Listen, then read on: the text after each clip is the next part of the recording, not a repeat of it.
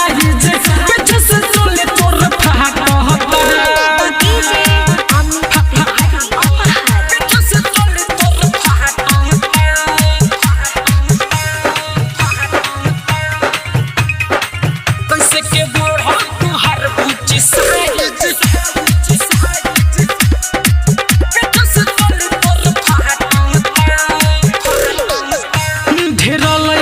सुन रे बाबे तोहर दीवाना लूट जाहिला गोतावे दोनों को रखा रहना हो हो ढेर लइका सुन रे बाबे तोहर दीवाना लूट जाहिला गोतावे दोनों को रखा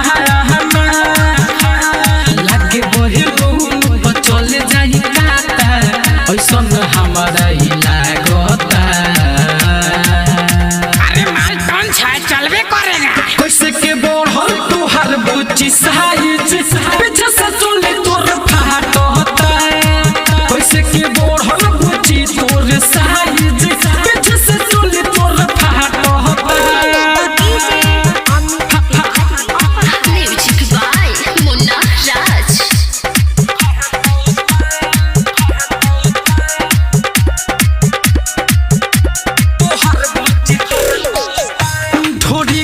हिढ़ाई बाटे चिकन पेटरे जमा दे आँख जैसे चले इंटरनेट रे हो हो धोरी गो हिढ़ाई बाटे चिकन पेटरे जमा रे आँख जैसे चले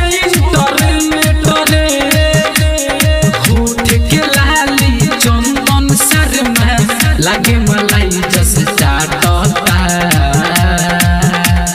चाटा पूरा चाट दे कैसे के बोढ़ल तुहार बुच्ची साइज पीछे से चोली तोर फाटता कैसे के बोढ़ल बुच्ची तोर साइज पीछे से चोली तोर फाटता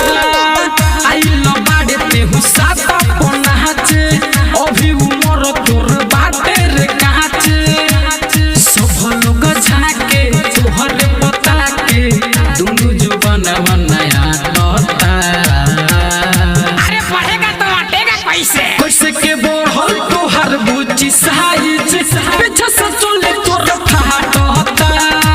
कैसे के बोढ़ल बुच्ची तोर साइज पीछे से चोली तोर फाटता राज स्टूडियो स्टेशन रोड सुगौली।